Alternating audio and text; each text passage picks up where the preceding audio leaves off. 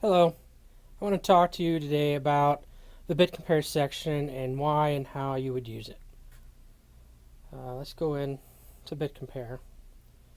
And what this does is look at the potential price of a coin using the selected coin's circulating supply and then using the comparison coin's market cap.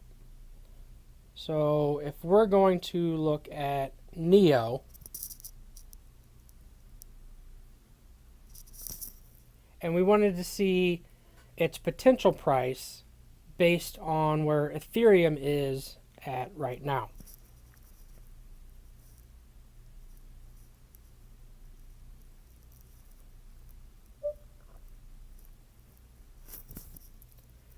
So you can see that if NEO market cap ever got to the level of Ethereum, the price would be $1,136.85.